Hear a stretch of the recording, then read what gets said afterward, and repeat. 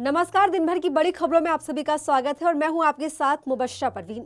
तो बुलेटिन में आज बात होगी संसद में मोदी सरकार पर मल्लिकार्जुन खड़गे के तीखे वार की, आंदोलन कर रहे किसानों के नए ऐलान की, देखेंगे महाराष्ट्र में कैबिनेट विस्तार पर छिड़े बवाल को, अमित शाह के बयान से बिहार की सियासत में मचे घमासान को, और बुलेटिन के आखिर में जानेंगे कैसे विधानसभा सत्र के पहले दिन ही संभल हिंसा पर घिरी योगी सरकार।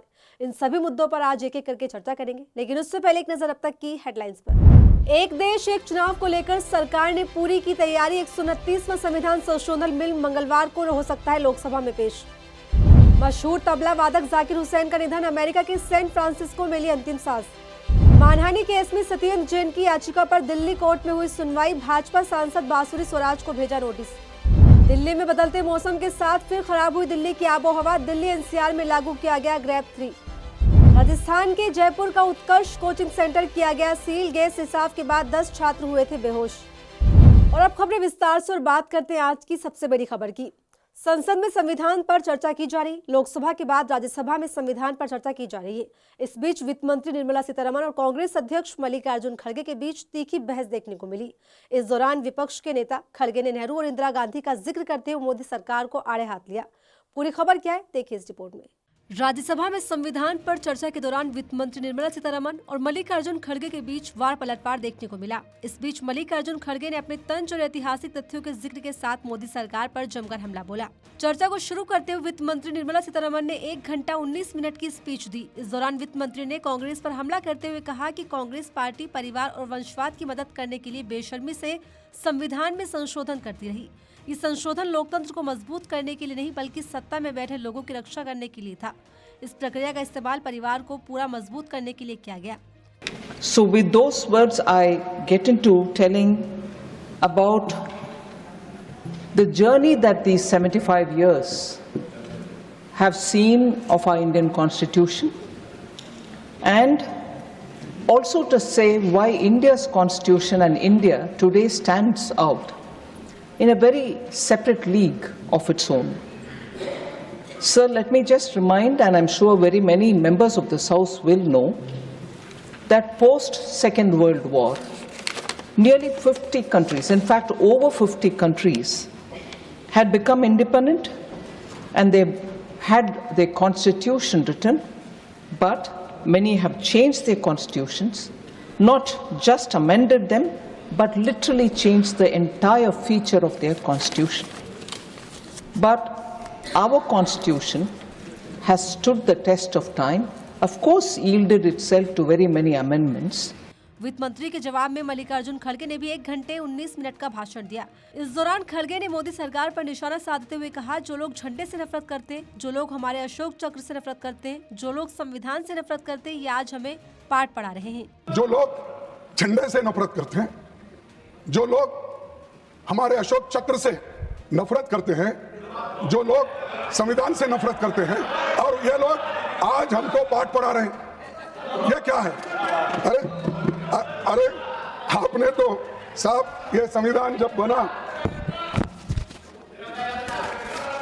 आपने जब ये संविधान बनी सर, उस वक्त संविधान को जलाने वाले लोग लालमय, ये जो रामलीला मैदान में बाबा साहब अंबेडकर और जवाहरलाल नेहरू जी का और महात्मा गांधी जी का पुतला वहां पर रख के इन्होंने जलाए उस दिन, जिस दिन इम्प्लीमेंट हुआ। इसी के साथ पीएम मोदी पर कटाक्ष करते हुए खड़गे ने कहा कि पीएम मोदी जुमले वाले झूठ बोलकर देश को गुमराह कर रहे हैं।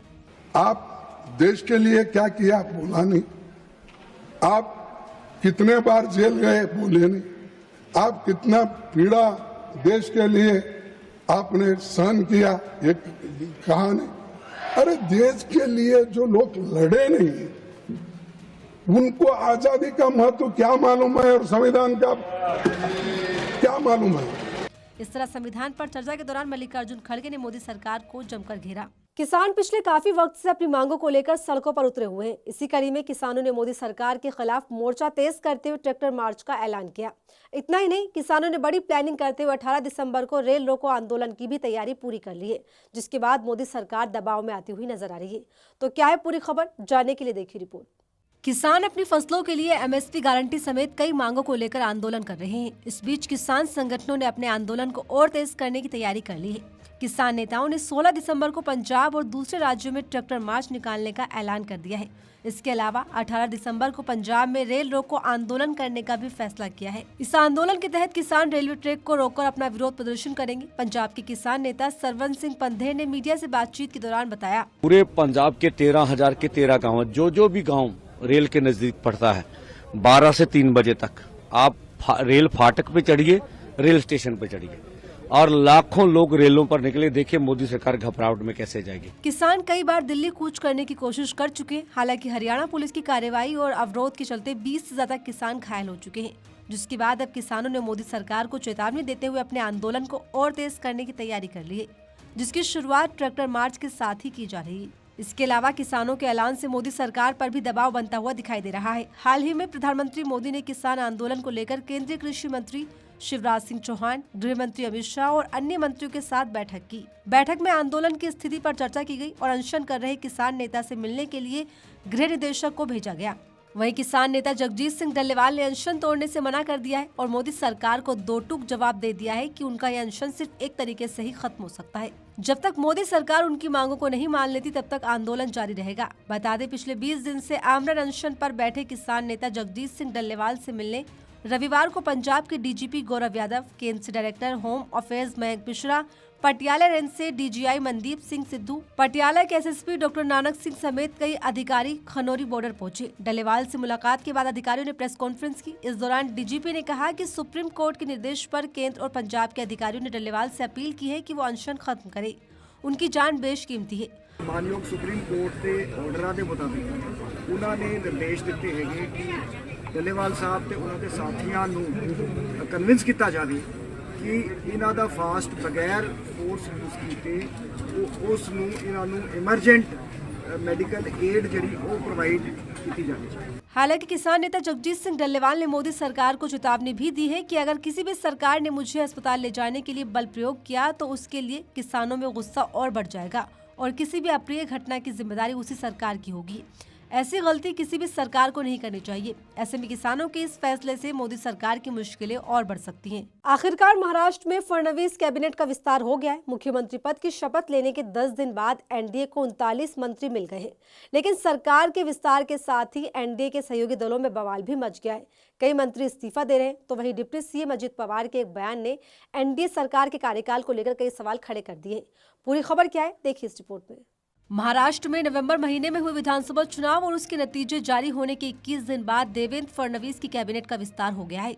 नागपुर के विधान भवन में 39 नेताओं ने मंत्री पद की शपथ ली, जिसमें 33 कैबिनेट और 6 राज्य मंत्री शामिल किए गए।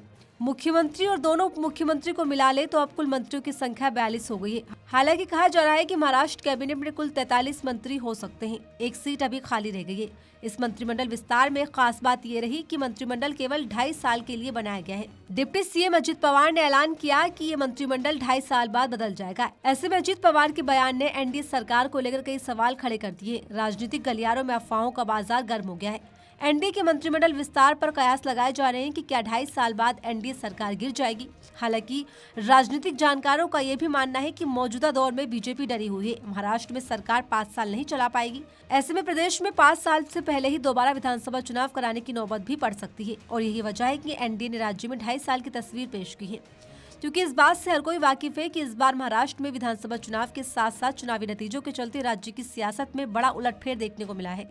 जहां पहले ही सीएम फेस पर एनडीए में राजनीतिक घमासान देखने को मिला, जिससे एनडीए के हालातों का अंदाजा साफ तौर पर लगाया जा रहा है।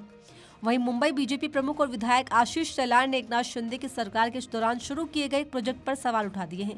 आशीष शेलार ने बीएमसी कमिश्नर भूषण गगरानी को पत्र लिखकर शिंदे की सरकार के दौरान शुरू की गई 6,000 करोड़ रुपए की सड़क सीमेंटिंग परियोजना पर घटिया गुणवत्ता का आरोप भी लगाया है। उन्होंने शिंदे में सहयोगियों के बारे में चिंता जताते हुए जांच की मांग की। आशीष शेलार के आरोप पर हलचल तेज हो गई है, क्योंकि शिंदे सरकार में बीजेपी भी हिस्सेदार थी। ऐसे में सवाल यह है कि उन्होंने अपनी ही सरकार में प्रोजेक्ट पर सवाल उठा दिए हैं, जिससे एनडीए में बगावत का दौर भी शुरू हो गया है। बताते चले, मंत्रिमंडल में बीजेपी कोटे से 19, एकनाथ शिंदे की शिवसेना कोटे से 11 और अजित पवार के एनसीपी खेमे से 9 मंत्री शामिल किए गए हैं। इसमें बीजेपी के 16, शिवसेना के 9 और एनसीपी के 8 कैबिनेट मंत्री बनाए गए हैं। महाराष्ट्र में लंबी जद्दोजहद और मान मनोबल के बाद एनडीए सरकार का विस्तार हो गया, लेकिन महाराष्ट्र में एनडीए की सियासी जंग ने बिहार की राजनीति में भी सुगबुगाहट को तेज कर दिया है। इसी कड़ी में गृह मंत्री अमित शाह के एक बयान से चर्चाएं तेज हो गई कि क्या एकनाथ शिंदे की तरह ही नीतीश से भी सीएम की कुर्सी छीन ली जाएगी। पूरी खबर क्या है, जानने के लिए देखिए रिपोर्ट। 2025 में होने वाले बिहार विधानसभा चुनाव में एनडीए किस नेता के नेतृत्व में चुनाव लड़ेगा? क्या एक बार फिर से नीतीश कुमार ही एनडीए का चेहरा होंगे? इस सवाल पर केंद्रीय गृह मंत्री अमित शाह के ताजा बयान से राजनीतिक गलियारों में हलचल शुरू हो गई है। दरअसल हाल ही में एक निजी चैनल को दिए इंटरव्यू में गृह मंत्री अमित शाह से बिहार में नीतीश कुमार के नेतृत्व को लेकर सवाल किया गया, जिसका जवाब देते वक्त अमित शाह टाल मटोल करते दिखे। पत्रकार ने शाह से पूछा कि शिंदे प्रकरण के बाद मुंबई से पटना क्या मैसेज गया। इस पर जवाब देते हुए अमित शाह ने कहा, देखो भाई, आप कुछ भी कहो, लेकिन अब एनडीए में दरार नहीं आएगी, चिंता मत करो। वहीं अमित शाह से अगला सवाल किया गया कि 2025 के विधानसभा चुनाव में आप नीतीश कुमार को चेहरा बनाकर लड़ाएंगे या नहीं। इस पर शाह ने कहा, पार्टी की पॉलिसी डिसीजन इस प्रकार के टीवी कार्यक्रम में तय नहीं होते। इस तरह के फैसले लेने का अधिकार बीजेपी में पार्लियामेंट्री बोर्ड के पास है। अमित शाह के इस जवाब के बाद सवाल उठने लगे हैं कि 2019 के बिहार विधानसभा चुनाव से पहले बीजेपी हमेशा कहती रही कि नीतीश कुमार के नेतृत्व में ही चुनाव लड़ा जाएगा। यहाँ तक कि चुनाव में जेडीयू के तीसरे नंबर की पार्टी बनने पर भी नीतीश कुमार को ही सीएम की कुर्सी सौंपी गई। उस वक्त भी खबरें सामने आई थी कि बीजेपी की बिहार यूनिट नीतीश कुमार को सीएम बनाने के लिए तैयार नहीं थी, लेकिन पीएम मोदी और गृह मंत्री अमित शाह से सजी बीजेपी के केंद्रीय नेतृत्व में अपनी पार्टी की बिहार यूनिट की डिमांड को ठुकराते हुए नीतीश कुमार के नाम पर ही मुहर लगाई गई थी। अब 2025 के बिहार चुनाव से पहले बीजेपी की राज्य यूनिट के नेता डेप्यूटी सीएम सम्राट चौधरी जहां नीतीश कुमार के नेतृत्व में ही आगामी चुनाव लड़ने की बात मीडिया से कह रहे हैं, वहीं अमित शाह के इस सवाल पर टाल मटोल कर रहे हैं। ऐसे में सियासी गलियारों में हलचल तेज हो गई कि एकनाथ शिंदे की तरह नीतीश से भी बीजेपी कुर्सी छीन लेगी और महाराष्ट्र की तरह ही बिहार में भी नीतीश कुमार के साथ वही खेला होगा, जिसके बाद बिहार की सियासत गरमाई हुई है। यूपी विधानसभा का शीतकालीन सत्र 16 दिसंबर से शुरू हो गया है। सत्र के शुरू दिन ही संभल हिंसा को लेकर पूरा विपक्ष योगी सरकार पर हमलावर रहा। इसी कड़ी में सपा विधायकों ने विधानमंडल के बाहर योगी सरकार के खिलाफ धरना प्रदर्शन किया। वहीं संभल हिंसा का जिम्मेदार योगी सरकार को ठहराते हुए सपा विधायकों ने योगी सरकार पर कई गंभीर आरोप भी लगाए। तो क्या है पूरी खबर, जानने के लिए देखिए रिपोर्ट। उत्तर प्रदेश में विधानसभा सत्र के पहले दिन सदन में संभल हिंसा मुद्दे की गूंज सुनाई दी। योगी सरकार को घेरते हुए मुख्य विपक्षी पार्टी सपा ने सदन के अंदर और बाहर जबरदस्त तरीके से विरोध प्रदर्शन किया। इसी के साथ सपा विधायकों ने उत्तर प्रदेश की बिगड़ी कानून व्यवस्था, विधानसभा उपचुनाव में हुई गड़बड़ी, बेरोजगारी और किसानों के मुद्दे पर सरकार को घेरा। समाजवादी पार्टी, कांग्रेस सहित विपक्षी दल संभल हिंसा को लेकर चर्चा की मांग कर रहे थे। इस दौरान सदन में जमकर नारेबाजी भी हुई। मीटिंग में भी माननीय मुख्यमंत्री जी ने इस बात को कह दिया था कि हम उस विषय को उठाने की आपको इजाजत है, मैं उसको इजाजत दूंगा आपको। माननीय अध्यक्ष जी, आप अपनी कुर्सी पर चलिए, मैं सुनूंगा। ये सरकार जिस दिन से आई है उसकी दो ही प्राथमिकता है प्रारंभ से, रूल ऑफ लॉ, कानून का शासन और विकास का पहिया तेजी से घूमे, जन सामान्य की भावनाओं का आदर करे। इस सरकार ने रूल ऑफ लॉ में कीर्तिमान स्थापित किया है, कीर्तिमान स्थापित किया है मानव। सिवाय चिल्लाने के और कोई काम नहीं, केवल हल्ला मचाना, शोर मचाना, प्रदेश में अराजकता पैदा करना, केवल एक ही एजेंडा है। वहीं सपा विधायक महबूब अली ने यूपी पुलिस पर आरोप लगाया कि संभल में पुलिस की ज्यादती हुई। इस तरह संभल हिंसा को लेकर यूपी विधानसभा में विपक्ष ने जमकर हंगामा किया। लगातार सपा विधायक इस पर चर्चा करने की मांग करते रहे। हालांकि विधानसभा अध्यक्ष संभल पर चर्चा करने से बचते नजर आए, जिस पर सपा नेता प्रदर्शन करते रहे। इसके बाद सदन की कार्यवाही थोड़ी देर के लिए स्थगित भी करनी पड़ी।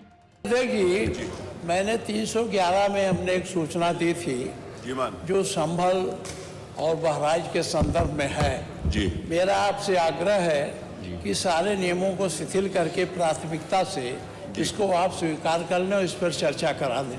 ये मेरा माननीय नेता प्रतिपक्ष, आपने जो सूचना दी है, क्योंकि अब आपने इस कुर्सी को सुशोभित किया और हमने आपसे बहुत कुछ सीखा है, तो इस नाते से मेरा आपसे निवेदन है कि ये नियम 311 में कैसे आती है, जरा इसको आप बता देंगे तो मैं उसमें सुन लूँगा। अगर नहीं आती तो फिर 311 में भी नहीं सुनूंगा, 56 में भी नहीं सुनूंगा। आप बताओ प्लीज। विपक्ष के नेता ने सदन की कार्यवाही शुरू होते ही संभल मुद्दे पर चर्चा की मांग की, लेकिन विधानसभा अध्यक्ष ने नियम 311 के तहत चर्चा की मांग को ठुकरा दिया। विधानसभा अध्यक्ष के फैसले से नाराज सपा के सदस्यों ने सदन में जमकर हंगामा किया। वहीं इस हंगामे के चलते सत्र का पहला दिन बिना विपक्ष की बात सुने स्थगित कर दिया गया, जिस पर सिराथू से समाजवादी पार्टी विधायक पल्लवी पटेल ने कहा कि बीजेपी की वर्तमान में बीजेपी सरकार भ्रष्टाचार में डूबी हुई है। ये पिछड़ा विरोधी सरकार है और सामंतवाद सरकार है। ये सरकार आरक्षण विरोधी सरकार है। वहीं समाजवादी पार्टी के नेता शिवपाल सिंह यादव ने भी बीजेपी को भ्रष्ट और धोखेबाज सरकार करार दिया। और फिलहाल इस बुलेटिन में मेरे साथ इतना ही। ऐसी तमाम खबरों के लिए बने रहिए मेरे साथ और देखते रहिए आर्टिकल 19 इंडिया।